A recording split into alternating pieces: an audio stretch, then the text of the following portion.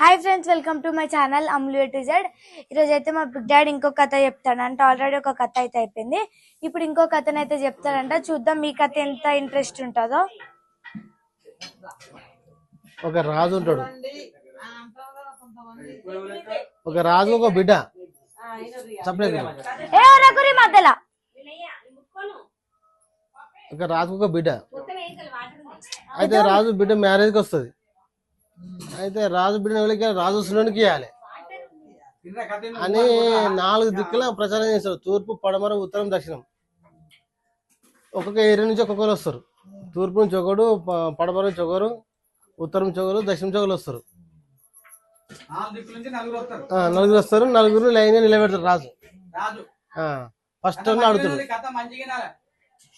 First తూర్పు నుంచి వచ్చినాడు అనుకో రాజు. నువ్వు ఎక్కడ చూసావంటే నేను తూర్పు నుంచి వచ్చి ఉంటాడు. నీకు ఏం విద్యలు వస్తాయి? ప్రపంచంలో రాని విద్యలు వస్తే నా బిడ్డలు ఇచ్చి నీకు పెళ్లి చేస్తా అంటాడు. ప్రపంచంలో ఎవరిని రాని విద్యలు నాకు ఒకటి వస్తూ ఉంటాడు. ఏం విద్య వస్తా అంటే నేను జరగబోయే చెప్తా అంటున్నాడు. జరగబోయే చెప్తానే నా బిడ్డకి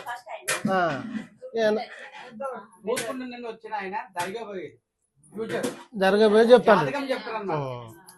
జరగబోయే చెప్తా అంటే నా బిడ్డకి ఏం కాదు, రేపు బాగానే ఉంటుందని నువ్వు పక్కకుంటూ అంటాడు. సెకండ్ అని వెళ్తాడు. నీకేం విద్యలు ఇస్తారంటే ప్రపంచంలో ఎవరిని రాని విద్యలు నాకు వస్తాడు. ఏం విద్య వస్తారంటే గాలివే గద్దను కూడా కాల్చి చంపుతా అంటాడు బాణంతో. ఇది బాగానే ఉన్నది, నువ్వు పక్కకుండా అంటాడు. థర్డ్ నెంబర్ వస్తాడు. నీకేం విద్యలు వస్తారంటే సముద్రంలో చారణ పడ్డ ముని తీసుకొస్తాను వాడు అంటాడు.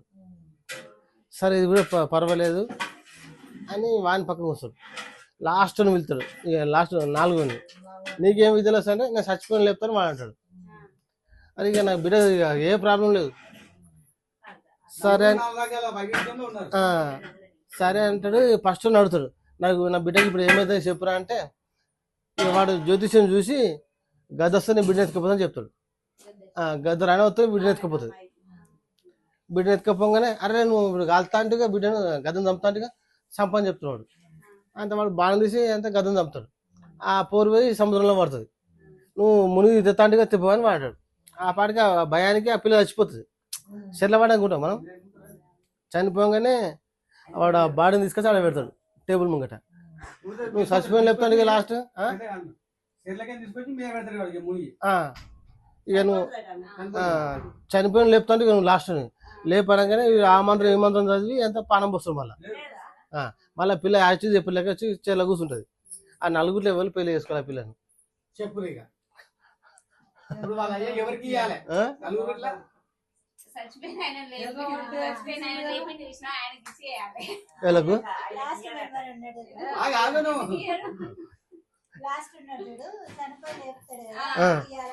వాడే చెల్లెకి వెళ్ళకపోతే వీడని చెల్లేపు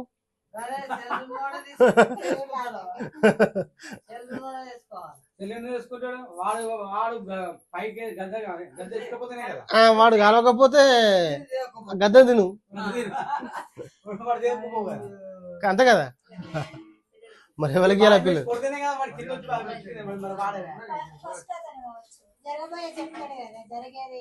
చెప్పిన వాడు సపరేట్ కూర్చున్నాడు కదా మన పనికి అంతా.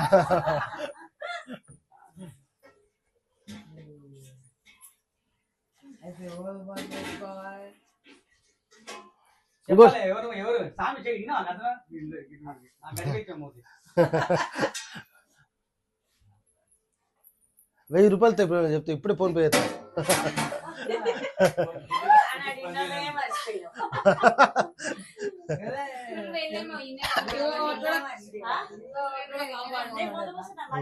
నీకు యాదుకుంది కొంచెం గదే.